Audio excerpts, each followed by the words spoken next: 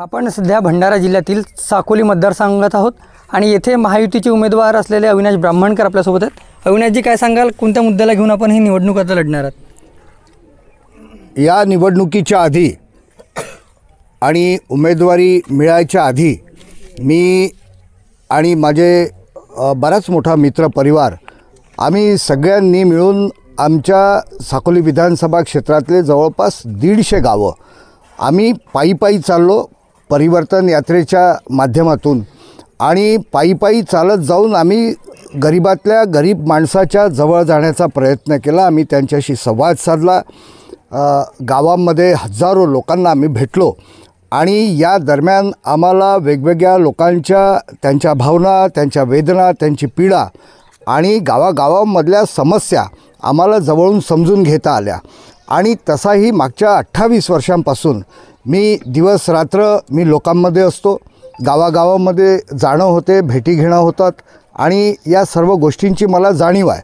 आणि इथे कोणत्या गोष्टींची अपेक्षा ज्या जनप्रतिनिधीला लोकांनी निवडून दिलं त्या जनप्रतिनिधींकडून असलेल्या अपेक्षा याची मला जाणीव आहे आणि तीच स्ट्रॅटेजी किंवा त्याच त्यांच्या भावना आपल्या माध्यमातून कशा ठेवता येतील आहेत याचा आम्ही प्रयत्न करू। आणि वाईट वाटतं की मागच्या 25 वर्षांपासून लोकांच्या भावना समजून घेतल्या नाही, लोकांकडनं ताकद घेऊन आपलं स्वतःचं कसं भलं होईल, लोकांकडनं ताकद घेऊन किंवा मतदान घेऊन मी कसा मोठा होईल याच धर्तीवरती काम या 25 वर्षामध्ये आपल्या भागामध्ये झालं। खऱ्या अर्थानं लोकांकडनं ताकद घेऊन 5 वर्ष आपण जीव ओतून त्या मतदारसंघातल्या लोकांसाठी काहीतरी करायला हवं, ही जनप्रतिनिधीची भूमिका राहायला हवी।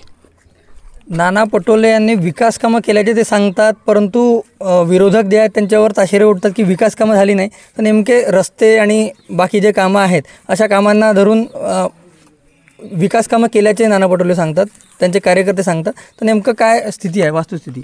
मी मागच्या 28 वर्षांपासून या भागामध्ये सक्रिय आहे। त्यांचे शेकडो भाषणं मी ऐकले, त्यांचे अनेक इंटरव्ह्यूज ऐकले। मी एका इंटरव्ह्यूमध्ये म्हणजे या येणाऱ्या निवडणुकीमध्ये सुद्धा तुम्ही बघाल प्रचाराच्या दरम्यान ते फक्त लोकांच्या चुका सांगण्यामध्ये व्यस्त असतात।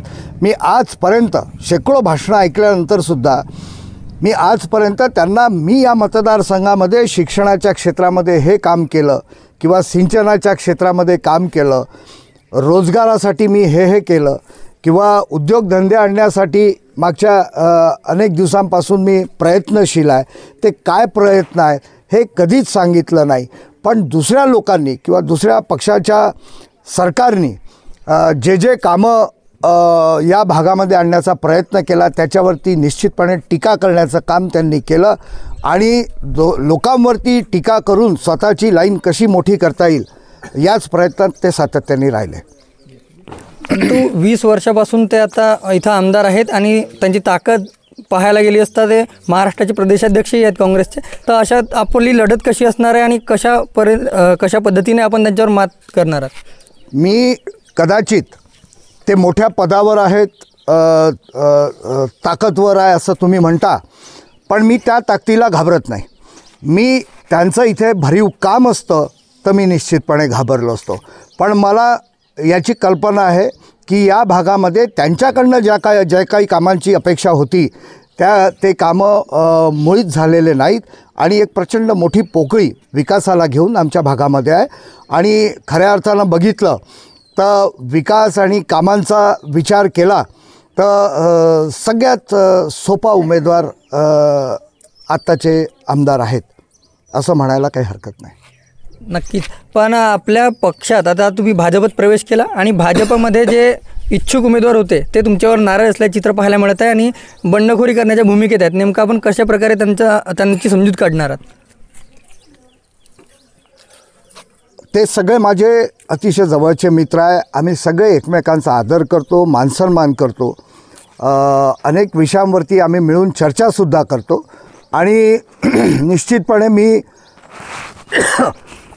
मागच्या अनेक वर्षांपासून राजकारणामध्ये आहे, सामाजिक जीवनामध्ये आहे।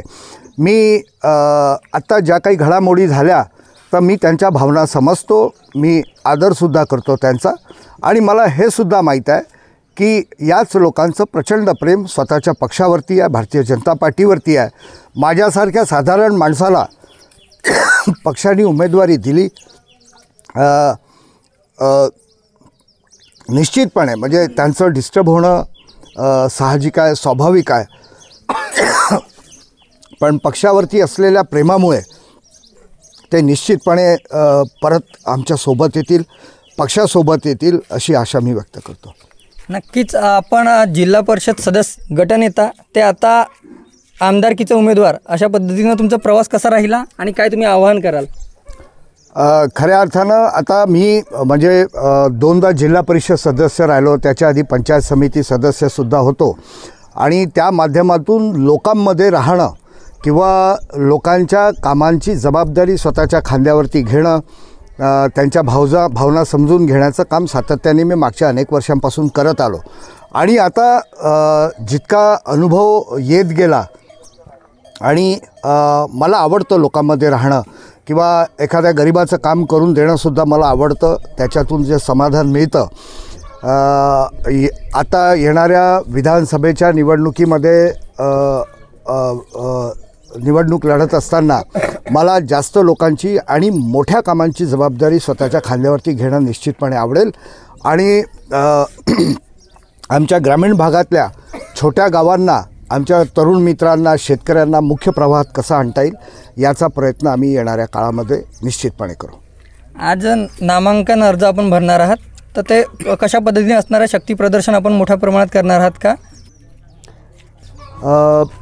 आज आपल्या तिन्ही तालुक्यातले, ते लाखनी तालुका असो, लाखांदूर तालुका असो किंवा साकोली तालुका असो, संपूर्ण विधानसभा क्षेत्रातल्या ग्रामीण भागातले भारतीय जनता पार्टी, राष्ट्रवादी काँग्रेस पार्टी आणि शिवसेना शिंदे गट, आमचे सर्व कार्यकर्ते, मतदार, आमच्याशी जुळलेले लोक, मित्रपरिवार, सगळे लोक एकत्रित येऊन आमचे दोन्ही तिन्ही पक्षांचे सर्व वरिष्ठ नेते, त्यांच्या मार्गदर्शनामध्ये आम्ही सगळेजणं साकोलीला आज आमचा उमेदवारीचा अर्ज भरू.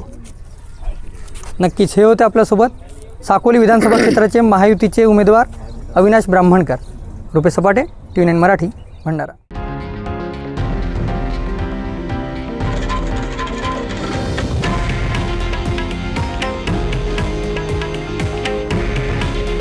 हे आहे देशातील नंबर 1 न्यूज नेटवर्क आणि आपण पाहत आहात TV9 मराठी. काळजी तुमची, हित महाराष्ट्राचं.